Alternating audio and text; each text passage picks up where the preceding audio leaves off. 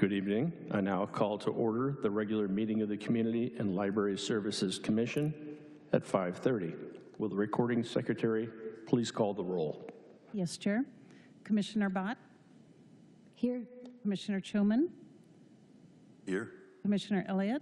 Here. Commissioner Maestas? Here. Commissioner Owens? Here. Vice Chair Hamid? Here. Chair Trussell? Here. Quorum is present. Thank you.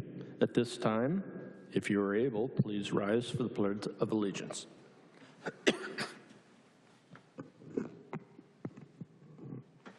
I pledge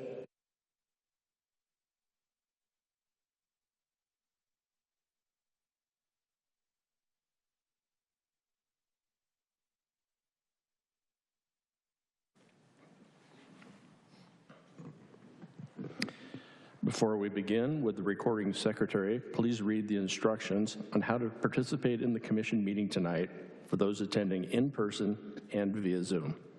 Yes, thank you, Chair.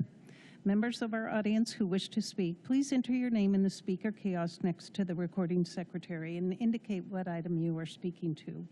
We also offer the ability to provide live comments via Zoom and submit written comments through our e-comment system.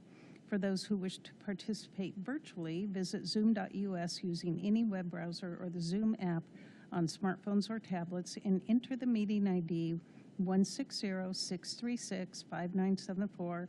The passcode is 136901. You may also dial in by calling 669-254-5252 and enter the same meeting ID and passcode. If you wish to provide comments via Zoom, please enter the speaker queue by raising your hand electronically. The recording secretary will call your name and ask you to unmute your microphone at the appropriate time. Those dialing in by telephone will be identified by the last 3 digits of their telephone number. We ask that you please state your name for the record. The time limits per speaker are noted in the posted agenda and are established based on the number of requests submitted. All requests submitted after the first speaker is called shall receive 90 seconds. Those who wish to provide written comments may do so by clicking e-comment on the Community and Library Services Commission agenda webpage. All comments will be provided to the Commission as part of the meeting record and will be uploaded to the city's website. For technical assistance with Zoom, please call 949-724-6147. For any other questions, please contact the Community and Library Services Department at 949-724-6682 or via email at cs@cityofirvine.org. Thank you, Chair. Thank you. Director, I understand we have some audio-visual challenges tonight. Yes, thank you, Chair Trussell. Just a note for the members in the audience, unfortunately our jumbo screen is down up there, so in case, for those of you that are here that would like to watch, there's a TV screen set up right behind us here. Thank you, Chair. Thank you. I'm going to change a little bit of the order of the agenda, and we're going to go to a business item, which is the Irvine Sports Advisory Committee member at large appointments. Will the appropriate staff please introduce themselves and proceed?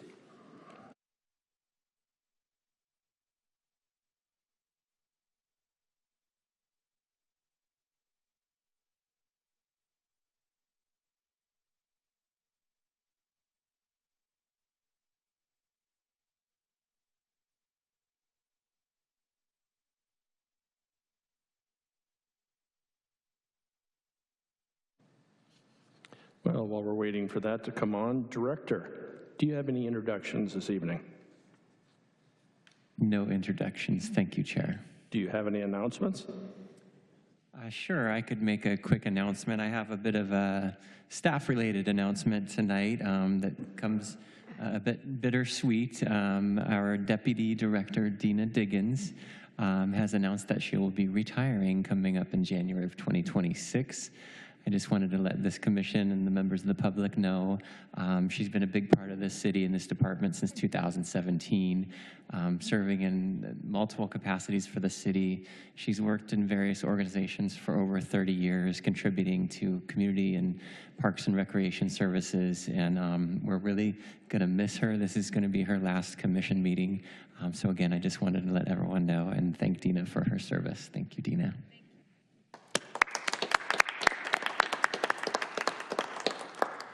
Could we do a roll call vote to see if we accept her retirement? I'm going to let Dina answer that question. Are we good to go? Okay. Thank you, Chair and fellow commissioners. My name is Stephen Stewart, Community Services Superintendent. And with you tonight, I have a presentation on the Irvine Sports Committee member-at-large appointments. The Irvine Sports Committee is an advisory body to the Community Services and Library Commission. We have 4 members at large that serve on the committee, and every year we recruit for 2. A public recruitment was conducted in October of 2025. 14 candidates applied for 2 vacant positions. An interview panel consisted of fellow commissioners Hamid, Maestas, and Owens, and they conducted interviews. Following those interviews, the commission debriefed and is recommending the appointment of 2 individuals, both of which are in the crowd today. The commission recommended the appointment of Brent Bazanski and Alex Clifford to serve from January 1st, 2026 through December 31st, 2027.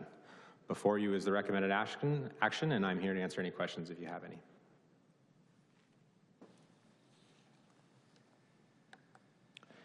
Commissioner Owens, I know you were involved in this. Would you have any comments on, I know you've been doing these interviews for many years. Thank you, Chair. I think we've picked 2 outstanding people, and we had 14 who were all very, very good, but these 2 really stood out. I know they're going to do a great job for the sports committee and be active, which is what we've always asked for from our members at large. So I'm hoping that we'll see that action out of both of them. I'm glad they're both here tonight. Thank you very much for your volunteering. Vice Chair. Thank you, Chair.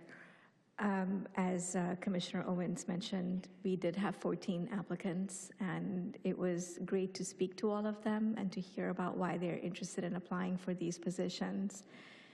And our discussions and recommendation of the 2 candidates before you really came down to, what they're going to add to the sports committee, how much they care about providing opportunities to play sports to our kids in Irvine, and the fact that they want to see the program grow.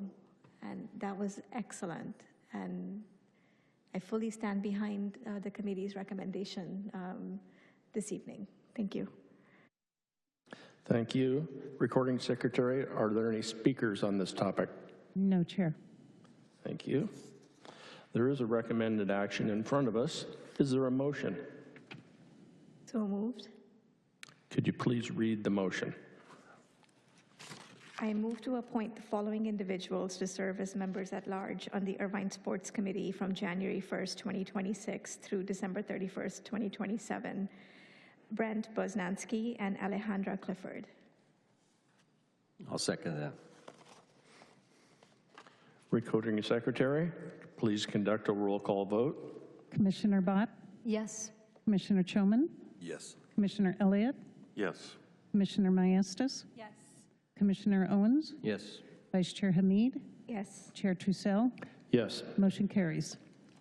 Congratulations, gentlemen. Maybe each of you could... Oh, I'm sorry. I'm looking in the wrong spot. Okay. Sorry. I was looking at these 2. Brent, could you come up and tell us about yourself, please?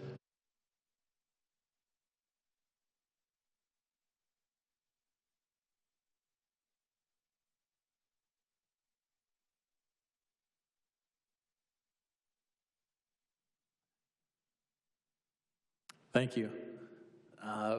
Brent Boznansky, born and raised Orange County. Lifelong sports fan, player, parent, advocate. Been in Irvine almost 20 years. My kids have had the opportunity to play and go through almost every single sport that's out there. Grew up in a family where my dad was a planning commissioner for the city of Yorba Linda for 27 years. I really saw and felt the opportunity to serve, and I look forward to representing the city and this commission in the capacity I can. I've had a long-standing career of working in sports and athletics, either in minor league baseball, currently in golf, and I'm very honored and blessed by the opportunity and the selection. Thank you for volunteering. Alejandra?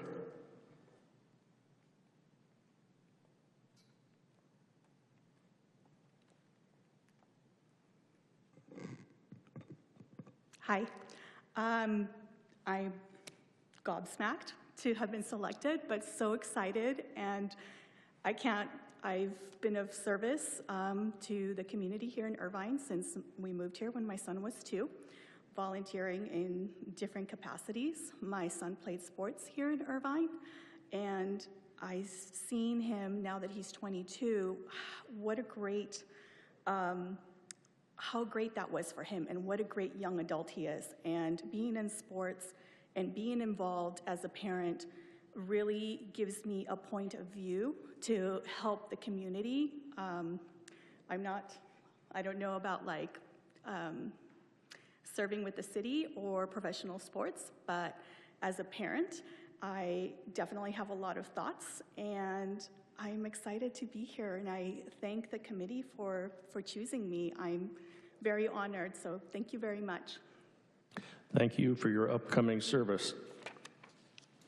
There's one presentation this evening, national and international upcoming sports events. For those attending in person who wish to speak, enter your name in the speaker kiosk. Those via Zoom, raise your hand electronically to enter the speaker queue. If you are participating by telephone, please state your name for the record. Will the appropriate staff please introduce themselves and proceed with the presentation?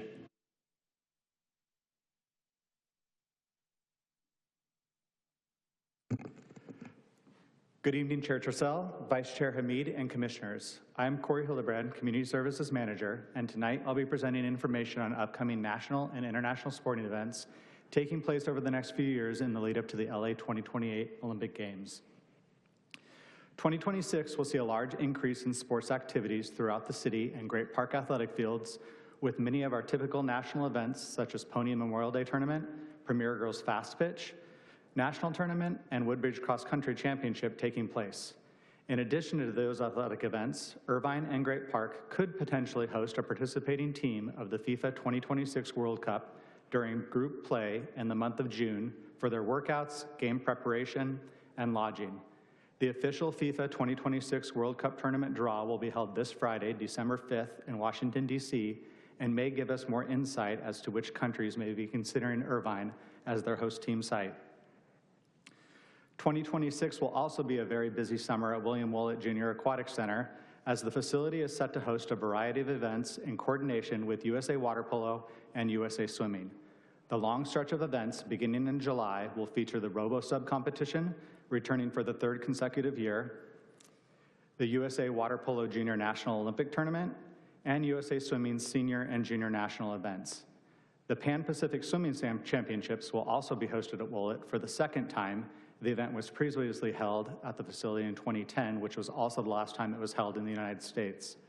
The internationally televised event could see as many as 40 countries participate and will feature some of the powerhouse swimming nations of Australia, Canada, and of course the US. Finally, being held for the first time since 2012, the Pan-Pacific Water Polo Championships are tentatively scheduled to take place once the swimming event concludes. In 2027, Irvine will host our typical yearly national events at facilities across the city. Additionally, Willett will host the USA Artistic Swimming Western Zones in March and the United States Masters Swimming 2027 Spring Nationals in late April, early May. The Masters event was last hosted in Irvine in 2023 and saw an all-time high attendance for the event with almost 2,500 participants. 2028 will see some significant events and reservations due to the LA 2028 Games taking place in July. Staff are excited to announce Team USA Swimming's commitment to hold their Olympic training camp at Willett as they prepare for the Olympic Games. While additional information will be announced later, it is anticipated there will be a media event day which will be open for the public to view. Staff are also working with several countries on hosting training camps throughout the year at Willett. Additionally, staff have been working with the LA 28 Organizing Committee to host soccer workouts for the medal round of the men's and women's soccer tournaments at Great Park. USA Softball is exploring options for potential friendly games with other countries at Deanna Manning Stadium. And finally, UCLA has been in contact with staff to move some of their athletic programs to the city in the months of August and September as they are displaced from their facilities for the 28 Games and Paralympic Games. Potential sports include soccer at Great Park, volleyball at the Field House, women's swimming, and men's water polo at Woolett. All athletes would be housed in Irvine hotels for the entirety of their training schedules. And that concludes my presentation. I'm available for any questions. Thank you. Thank you for your presentation. Commissioners, questions or discussion? Commissioner Owens. Thank you, Corey, very much for the presentation. I just had one question, and at one point we were talking about building the water polo facility for USA Water Polo. Is there anything going on with that or not? No, water polo has actually signed to use another facility up in LA County, and they're using that as their training facility. However, they're continuing obviously to host a significant number of events at Woolett. It's fantastic, so thank you so much for all your work. Commissioner Elliott. Thank you, Chair. This is exciting news. It looks like we're going to have a whole bunch of stuff going on in the next 2 or 3 years. I wonder if you could talk a little about what the economic impact will be for the city from all these events. Obviously, some of them are going to entail booking some hotel rooms, and that's going to be a revenue generator, but what are some of the other impacts? Yeah, I think over the years, majority of these events are things that have come to us quite frequently. I can tell you, like the PANPAC events, they will be using Irvine hotels to base all of the athletes for training the week before and during the event. FIFA also is looking at hosting that host team site if we were to get a team in Irvine, so they will be housed here for about a month long. So those economic impacts are actually quite significant. UCLA would be a significant economic impact as well, based on their hotel stay and the food and beverage and things like that. So I will say, typically when we host these events to Irvine Spectrum, if you walk through, you can almost pick off the sporting events that are taking place in Irvine by the uniforms and athletes and things that are walking around. So it is a significant impact. While I don't have exact numbers, I know several organizations such as Premier Girls Fast Pitch, USA Swimming will prepare that after the event takes place. And then the other side of the equation, of course, is it'll obviously entail some staff time. And what's anticipated in terms of costs for staffing and so on? Yeah, typically we use our staff that are already on site there for these events. They are primarily run by volunteer organizations that come in. So for example, Premier Girls Soft Pitch, we do beef up some of the staff. Premier pays for that, but they also have their own staff that come in and assist as well. USA Swimming events, they depend heavily on Irvine Nova Aquatics to operate those meets for them. So staff is just simply lifeguarding, which they pay all of those pass-through fees for staff for that. So it's relatively limited, if you will, even when we get these larger events. Sounds good. And then finally, I wanted to ask just what the impact is going to be for some of our local sports programs. And I know that obviously the folks that are joining the sports committee will have an interest in that, as will Commissioner Owens and others of us here. So what do you anticipate there? Yeah, fortunately, on the athletic side of things, on the athletic fields, most of the city fields will remain available to our local sports groups. As far as the Olympic events and things like that that are taking place at Great Park, there are some groups being dislocated. We have worked with them, and we'll assign them other areas so they continue their practice. Well, it is kind of the same way. We work closely with our advisory committees to talk to them and ask them. They actually, in the Aquatics Advisory Committee, they actually approve the schedule so they know what's coming, and we utilize our local high schools as well. We have Northwood Aquatic Center there, and then we also will utilize Portola and Woodbridge too for our groups so that we can keep them active. So we're pretty good at organizing across all sports to keep everybody moving and being able to play their sports during the summer months. Sounds great. Thank you. Commissioner Choman? Thank you. Two questions. What is robo-sub competition? So that used to take place down in the Navy base down in San Diego, and what it is there's teams from all over the world that they develop these submarines, underwater submarines and robots that they have to go through a course and pick up certain objects, and it's timed.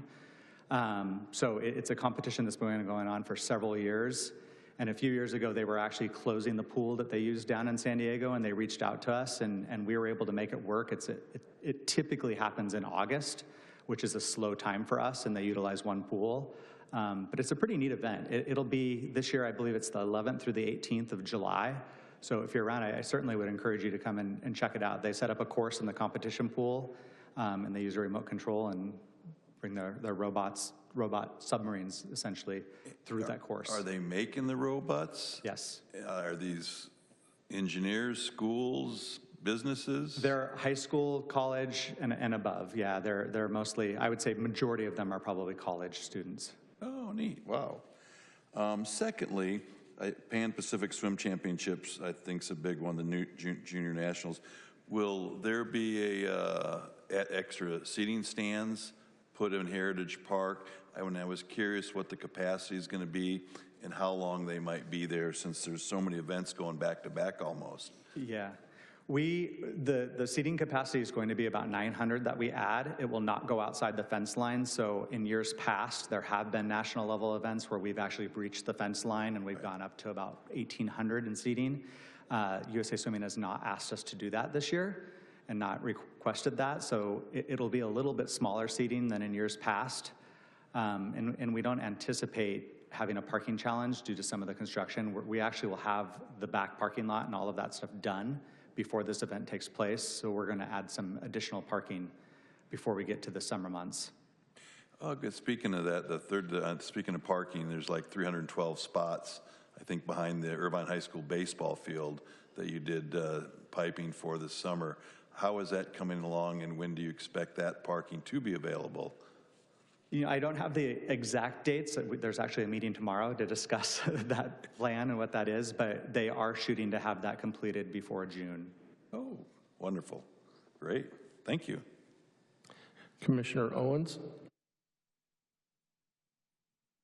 Just one question on, we're adding another pool, are we not, there? Yes. So are we, besides the back lot for additional parking, are we adding anything else, like where that soccer field is? Are we taking anything out there and adding more parking?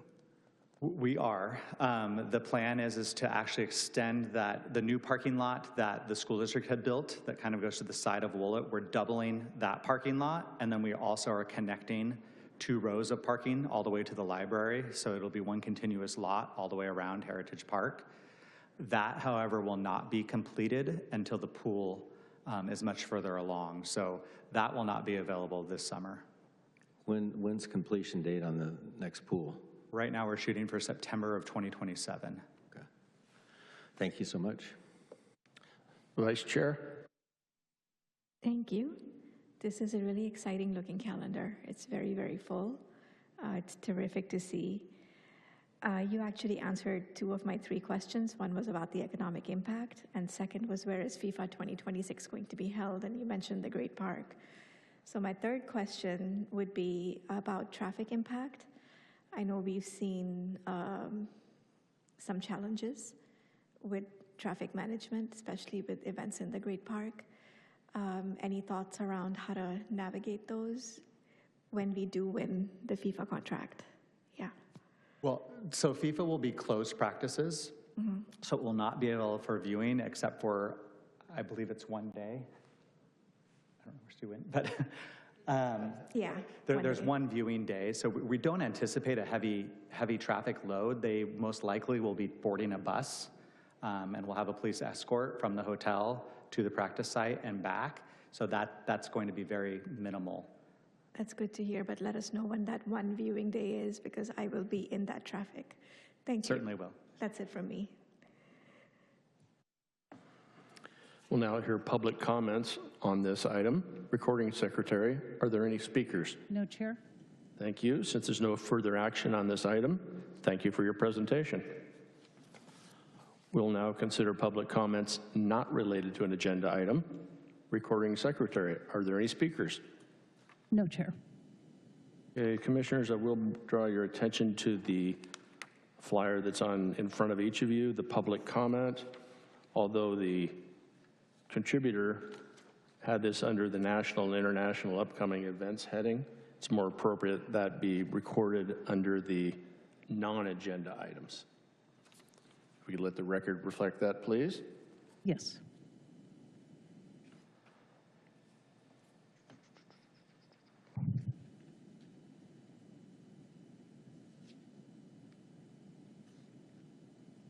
Commissioners, do you have any announcements this evening?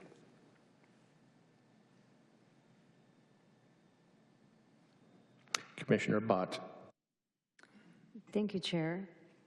My announcement would also include a couple questions, if that's okay, Chair. My thoughts are the City Council agenda just came out for this coming Tuesday, and there are quite a few interesting items in there, including some directly related to the Great Park. One of the things that I wanted to bring to this group's attention is, if we recall, on October 1st, this group reviewed a series of parks, from 5 Point. They had said there was a whole plan for Planning Area 51. They presented a series of plans for their parks, and we approved it after a series of questions. In this agenda that is presented for City Council's discussion next week, it has been noted, and I'm going to read directly off of it, that there's a park plan modification to remove 2 previously approved neighborhood parks and satisfy them via existing park acreage. So one of the things I just wanted the record to reflect was that, although I know we are an advisory body, my understanding is that as a commission dedicated to community and library services, we approve certain plans, given all the data that we have, and it seems it doesn't track that then the plans are then changed a few months later. So that's something I just wanted to bring to this group's attention that I think has happened a couple times before. I also would like to bring to this group's attention that the library is going to be talked about quite extensively next week. Again, this is part of the agenda, and I wanted to take this opportunity to speak with Julie, who we're so lucky to have right here with us. On page 12 of the agenda, of the report, the staff report that is part of the agenda, there is a question about the authorization for the planned library. Julie, I just wanted to confirm one thing, that the library would be city-owned. Is that right? You know, Commissioner Bott, I don't have the information necessarily on that, because I don't know, default to maybe Director Slama. Yeah, our department hasn't been a party to those discussions, and I don't think we have the appropriate staff to answer that now, but we're certainly happy to look into that and get back to the commission as soon as possible. Whether the library is owned by the city, that we know, or that's just that question is, like, would the library, any library in the city of Irvine, given we are now not part of the county system, I guess my question is, who would then own the system? It's the city of Irvine, am I right? I could only make an assumption that you're correct, yes, but I would like to say I'll just confirm, but I can't imagine otherwise, I guess it would be my answer. Right. Okay, that's what I would think as well. So I'm going to take that assumption as a yes. I appreciate that. So the record would show that at least we've had that discussion, and if more is required, I'm sure it will come up next week. I appreciate being on this commission because I think we all have a passion around sports, community services, and around libraries, and we've been appointed to these particular positions to discuss them at length. So I thank you, Chair, for letting me make this announcement and ask a few questions. Commissioner Choman. Thank you. Yeah, I just want to sort of compliment, since Deputy Director Librarian Julie Zioli is here, one of her employees, Megan, I was honored, I went into the library a couple months ago, the Heritage Park Library, for the first time and saw the new carpet, the lighting, and I just happened to walk up to one of the new employees, Megan, and just started talking to her for about 15, 20 minutes, announced that I was a commissioner and wanted to see it.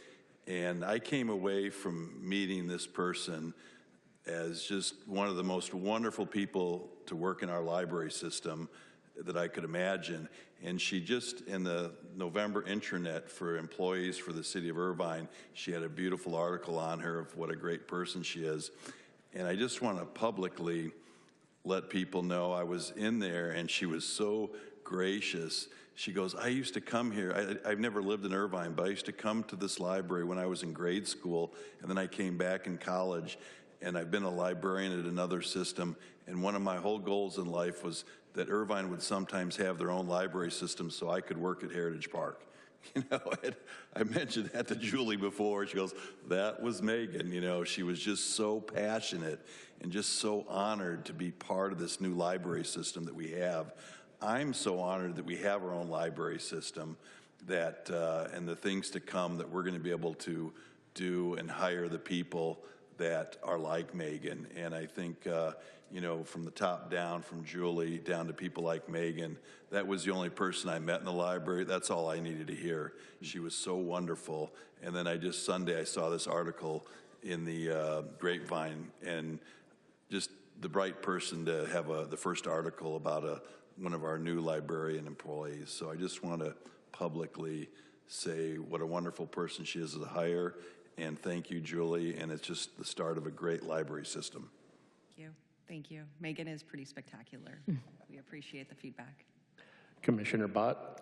Thank you, Tom, for saying that. That actually made me think of my children's elementary school. We'll have one of your staff members coming to read to our children next week. And just to come onto our campus and see that logo actually had me blushing with pride. So the questions come from a place of deep gratitude and excitement. Like Tom said, it can't be soon enough. We're very excited for all the work you've been doing. Thank you.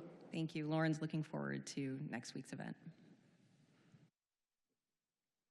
I have an announcement and a request.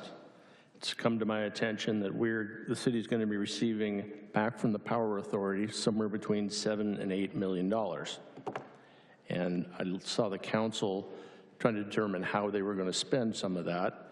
And up on the dais, it was taking a lot of time, and they weren't really getting anywhere with it. My suggestion is that task come to community services. We are already experienced in this process through our CDBG grants, where we evaluate charities, capital projects that are in need. We have a scoring system. We have a procedure. We can do this quite in an organized manner and then send it to council as our recommendation for them to approve or maybe slightly tweak. I've talked to my council member and talked to the mayor. They're very much in favor of it. Some of the things I've heard that they're interested in is funding the July 4th party.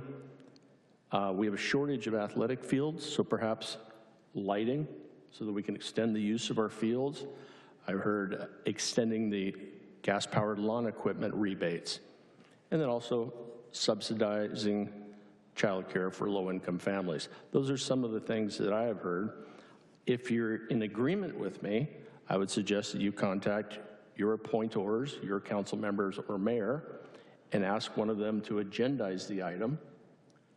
Take the load off them. It'll take them 4 hours up there one night, and we know how to do this. We're the best at this, and I think we can do a great job for the city and for our council members. Vice Chair?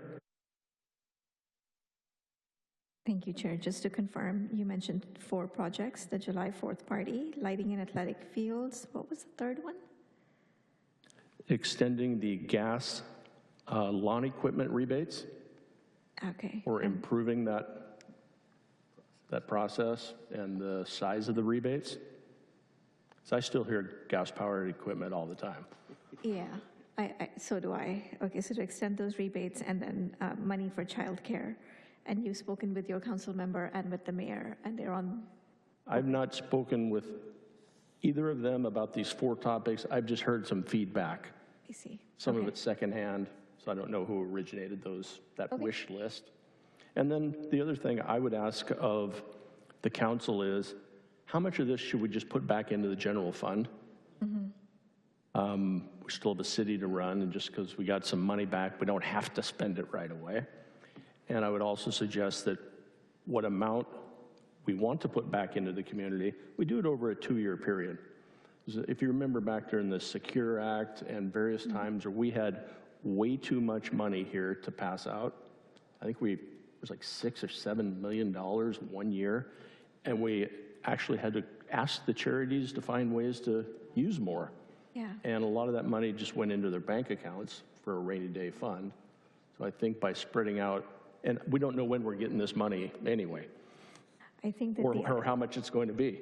yeah, I think the idea you're bringing forth of having this commission create a plan for what to do with that rebate or the repayment we're going to get from OCPA funds is a really good one. And I know that CDBG funds, especially public service projects, we're getting very little money again this year. So supplementing it with this pot would be a terrific idea. Because on CDBG, like you were discussing, there's so much of the money is for capital improvement projects and so little percentage for public services. I love it. Thank you. Commissioner Owens? Thank you, Chair. Yeah, I would second your ideas. I think are fantastic. I've talked to my councilman about it a little bit, and I think this body can certainly do the work. And you're right, the council will be there for hours trying to figure out what to do, and I think we have the expertise. I think we've done it for a number of years, and I think it'd behoove them to put it back on us to get this through. I like the projects you've already mentioned, and I'm sure there's a lot more that we can do, but I'm all for that, and I think my council person is as well. Commissioner Bott? Thank you, Chair. One of my questions would be, in addition to the great beneficiaries, the potential beneficiaries you mentioned, would certain public bodies like the library system be an opportunity for giving back? Director, you see a reason some of this couldn't go towards libraries, or are there other programs that you can think of? I will say any and all ideas are welcome, and I would just sort of caution the commission not to get into too much discussion on this item because it's not agendized, but certainly any and all ideas are welcome. Thank you. Okay, I'll just wrap up with saying, if you agree with this process, please talk to your council member or mayor so that we can get it on the city's agenda. Thank you. Recording Secretary, are there any additions to the agenda? No, Chair. Commission will now consider the consent calendar, which consists of one item: approve the minutes of a regular meeting of the Community and Library Services Commission held November 5th, 2027. All items listed on the consent calendar are considered to be routine and will be enacted by one roll call vote. There will be no discussion on this item unless members of the commission request this item to be removed for separate discussion. Do any commissioners wish to remove this item for separate discussion? We'll now hear public comments. Recording Secretary, are there any speakers? No, Chair. Thank you. Is there a motion to approve the consent calendar? So moved. I'll second it. Recording Secretary, will you please conduct a roll call vote? Commissioner Bott? I abstain. Commissioner Choman? Abstain. Commissioner Elliott? Abstain. Commissioner Maestas? Approve, yes. Commissioner Owens? Yes. Vice Chair Hamid? Yes. Chair Trussell? Yes. The motion carries with Commissioners Maestas, Owens, Vice Chair Hamid, and Chair Trussell voting yes, and Commissioners Bott, Choman, and Elliott abstaining. Thank you. The second presentation is fair market value appraisal for land within the residential and residential mixed-use overlay of the Irvine Business Complex. Will the appropriate staff please introduce themselves and proceed?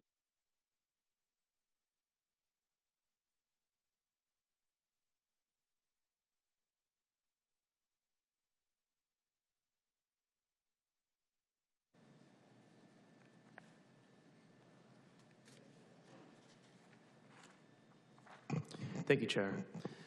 Good evening, fellow commissioners. I'm Chris Chung, Principal Planner. Before you tonight is a business item in which staff is requesting the Commission's consideration to forward a recommendation of approval to the Planning Commission for a fair market value appraisal of land within the residential and residential mixed-use overlay, or RRMU, of the Irvine Business Complex in Planning Area 36. Before we get into the purpose of the appraisal, I'd like to start with a quick overview of what was submitted and why this item is before the Commission tonight. The city received a new fair market value appraisal prepared by CBRE. This appraisal covers subdivided non-residential land within the RRMU overlay of the IBC, specifically in Focus Area 1 in Planning Area 36. Staff is currently reviewing several new residential projects in the IBC, all of which have associated park plans.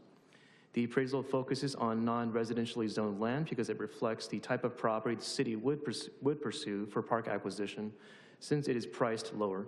This approach also ensures we preserve residentially zoned sites for future housing, which represent housing opportunities, as the city continues its progress towards meeting its state-mandated housing obligations. The city's Park Standards Manual requires that any fair market value appraisal be reviewed by the Community and Library Services Commission before it goes to the Planning Commission for approval. The previous appraisal expired early this year, and so therefore a new one is required. Staff is requesting that the Commission consider the proposed fair market value appraisal and forward a recommendation to the Planning Commission for approval. State law, commonly known as the Quimby Act, allows cities to require dedication of land and/or payment of in lieu fees for parkland. In turn, the city implements this through its general plan and subdivision ordinance by requiring developers of new residential projects to dedicate parkland to provide for the recreational needs to serve their future residents. The park requirements can be satisfied through a number of different ways, and that includes dedicating land, providing on-site park improvements and amenities, paying in lieu fees, or using a combination of the three. Whenever a project chooses an option other than dedicating land, an appraisal is required to determine the fair market value of land for that project. And just to provide a bit more background on the appraisal itself, the fair market value was prepared by the city's consultants, CBRE, through their Valuation and Advisory Services arm. Their staff includes MAI certified appraisers, and the appraisal was prepared in accordance with the city's Park Standards Manual, as well as the National Uniform Standards of Professional Appraisal Practice. CBRE has prepared past fair market value appraisals for the IBC, and they follow the same established methodology that were used in prior years. This appraisal provides an estimated price per acre of subdivided non-residential land in IBC, and it only applies to properties within the RRMU overlay in the IBC. Finally, once adopted by the Planning Commission, the fair market value amount is valid for 1 year. On the next slide, I'll walk through how that number is used when staff calculates park obligations for individual projects. And therefore, once the Planning Commission adopts the fair market value, which this year is proposed at $4.5 million per acre, that number then becomes the basis for calculating park obligations for residential projects in the RRMU overlay of the IBC. If a project isn't dedicating land to meet its park requirements, staff takes the amount of park acreage that would have been required and multiplies it by the fair market value. This then determines the in lieu fee amount that the applicant would pay. Some projects choose not to dedicate land, but instead provide on-site recreational improvements such as playgrounds, turf areas, and other amenities for which they may receive credit. The fair market value allows staff to convert the value of those improvements, as defined in the city's Park Standards Manual, into a land equivalent amount. As mentioned prior, a developer may use a combination of land dedication, on-site recreational improvements, and in lieu fees. All these components are then consolidated into a park plan, which is then considered by the Planning Commission for approval. The fair market value is essentially a valuation tool that ties all these elements together and keeps the system fair and predictable for the city and the applicants. This slide provides a quick look at the history of fair market values in the IBC. Over the last decade, the fair market value has generally trended upward with adjustments over time based on market conditions and comparable land sales. Recent factors influencing land values include inflationary pressures beginning in 2022, higher interest rates, slower than expected job growth, and stress in the banking system. More recently, global trade uncertainty and tariffs have also contributed to shifting market conditions. Nevertheless, this year's appraisal comes in at $4.5 million per acre, which is a $300,000 increase from the $4.2 million per acre valuation adopted in June of 2024. Please note again that should the appraisal be approved, it would be utilized by any residential project proposed in the RRMU overlay within the IBC for a 1-year term.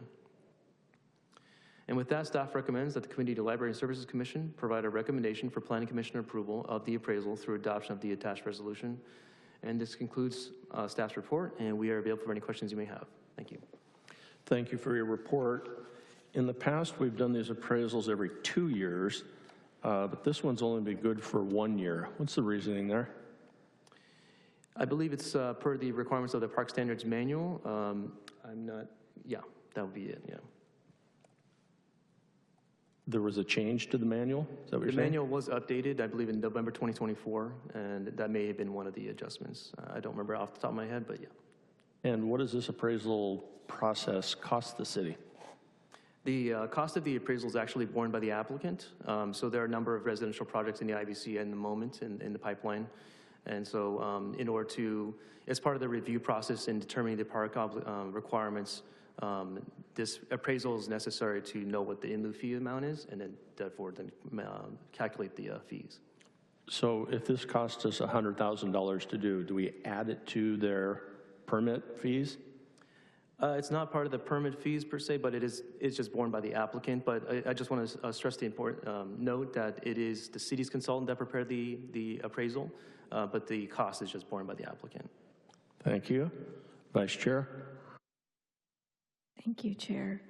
Thank you, Principal Planner Chung, for this presentation. I just had a few questions.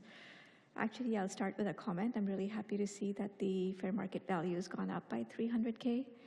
I sit here and take my job of getting the biggest bang for the buck pretty seriously. So given the uncertain economic times with tariffs, the cost of borrowing, and all of that rolled in, I'm glad that the valuation per acre is higher. Happy to see that. So my questions are, the city ordered this appraisal. Can it be redone by a developer? Yes, it may be. If market conditions change, perhaps they feel the fair market value has gone down, a new appraisal may be submitted, but that, again, would be proposed by the applicant and the cost borne by the applicant as well. Okay, so we don't hold them to the evaluation for a year. If they choose to, they can redo it. That's correct. I see. Okay. Has the city bought any land as a result of the valuation in the last year or the year before that? Yes, in the IBC, there's the Field House project, the 110,000 square foot recreation center that I believe is broken ground and scheduled for completion sometime in the latter part of 2026. Okay. That's actually good to know, that development of the Field House, the land it's on, the city bought that land with the same valuation. Okay. I think that's it from me. Thank you.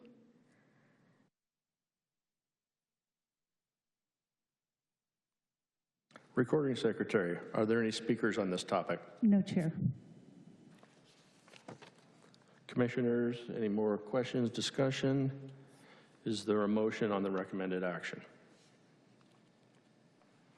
I move we adopt resolution number 25-09 as presented by staff. Is there a second? Second. Recording Secretary, you please conduct a roll call vote. Commissioner Bott? Yes. Commissioner Choman? Yes. Commissioner Elliott? Yes. Commissioner Maestas? Yes. Commissioner Owens? Yes. Vice Chair Hamid? Yes. Chair Trussell? Yes. Motion carries. Commissioners, are there any items you would like to consider for future agendas?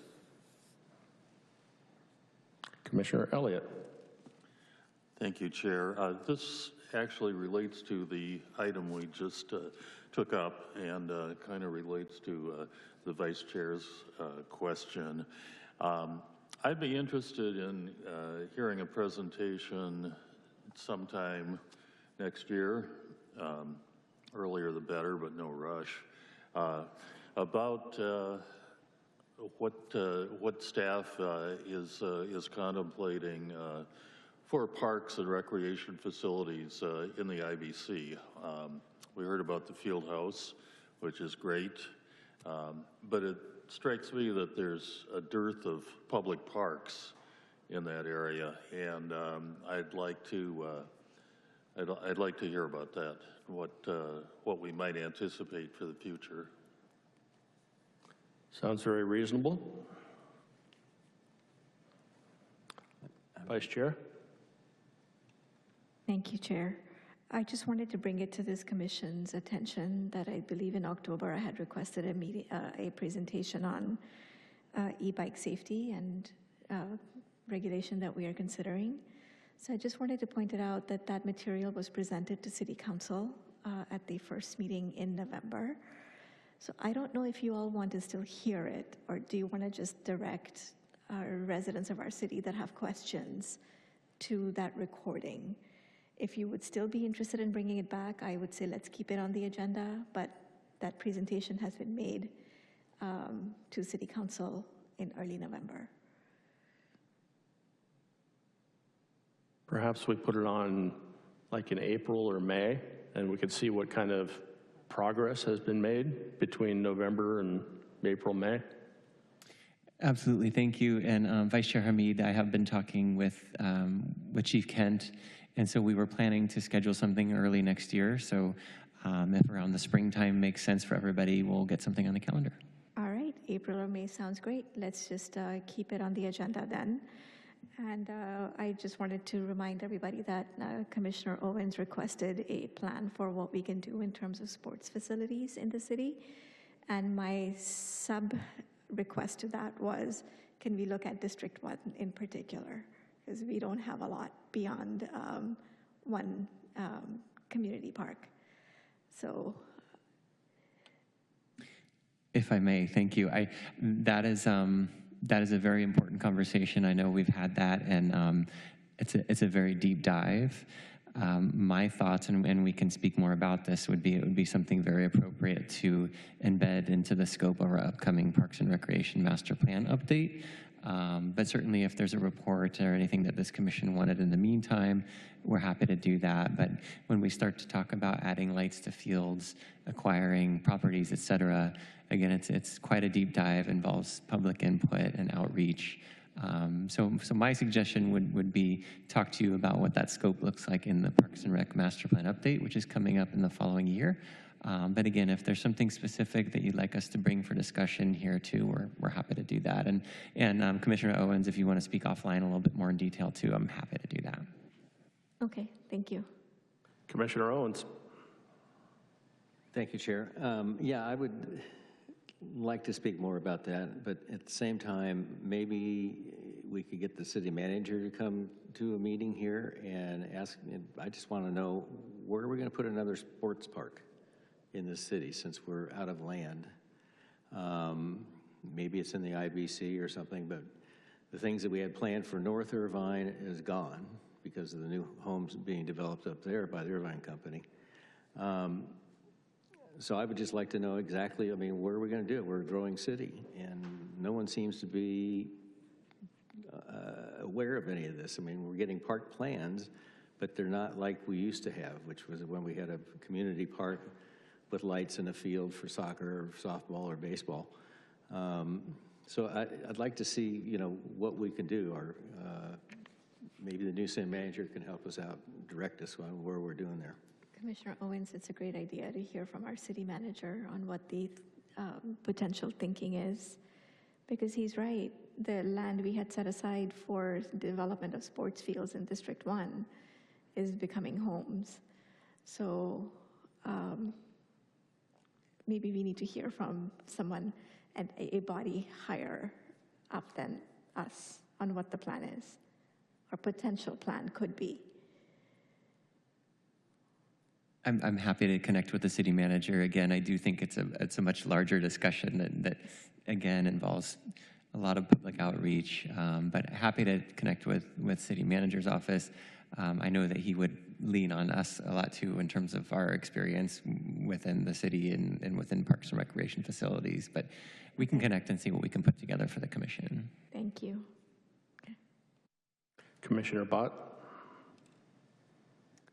Thank you, Chair.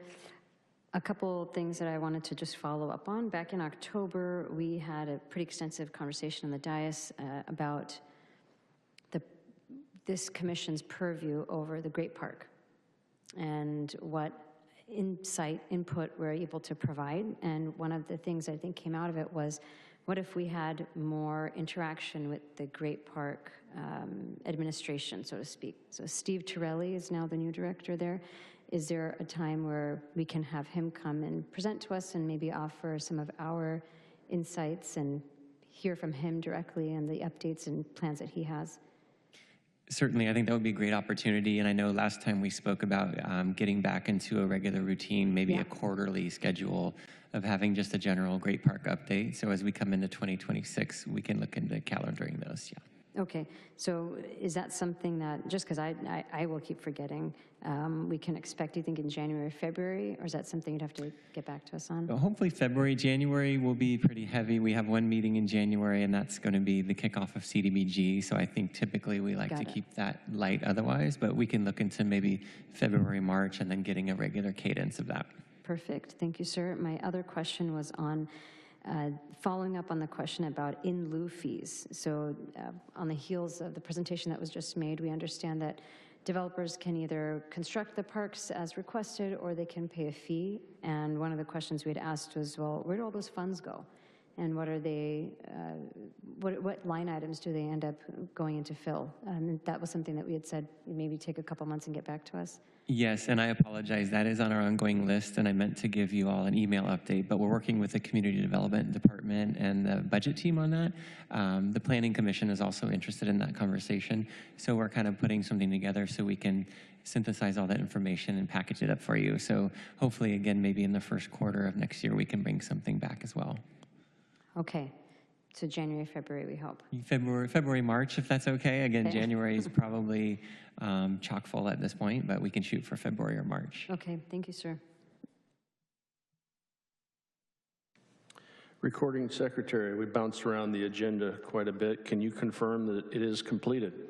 Yes, it is completed. Thank you. There being no further business before the commission, the meeting is closed at 6:30.